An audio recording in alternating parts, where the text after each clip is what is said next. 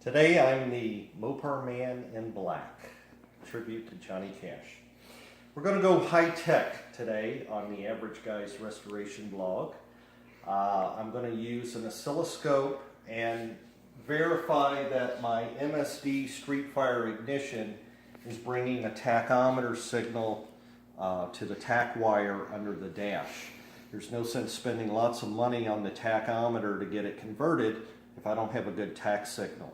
Now MSD says a 24% duty cycle for every fire. So even though there's a multi-spark for every fire from the distributor, it only puts out one 24% duty cycle signal. So as I rev the car, we should see more signals, but the duty cycle should be the same.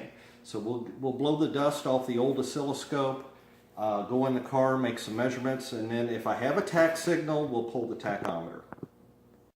So I'm hooked up to my tach signal from my MSD. The car is idling.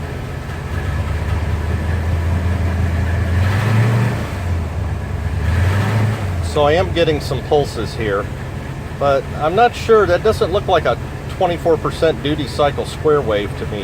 It's actually going below ground, and I've got the scope probe grounded to the ashtray. If I pull the ground off, you know, it just gets this noisy hash. So I know I'm grounded, but I'm not sure what I'm looking at here.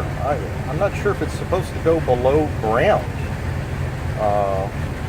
but I am definitely hooked up to the well, wait, maybe I don't have a good connection on it. Let's bring the voltage up and look. Maybe I'm just not stabbing it good enough. Yeah, actually now it's looking more square wave-ish. Maybe it almost looks like I'm cap coupled. So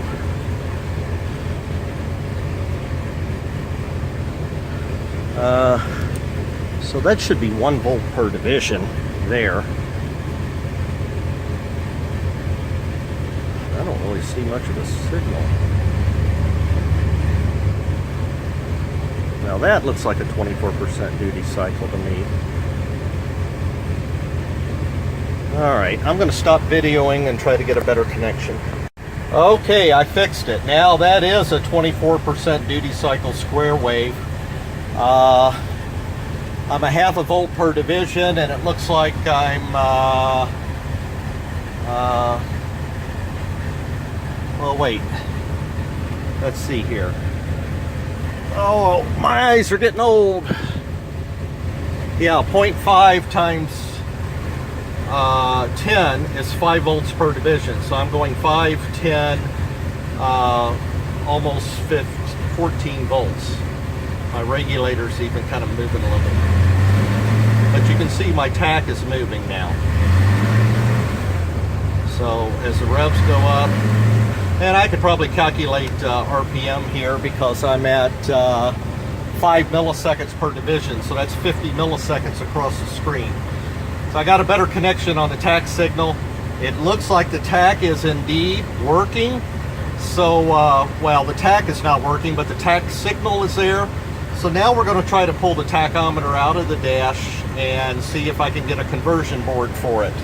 There'll be more later. And you can see I've got my helper with me today.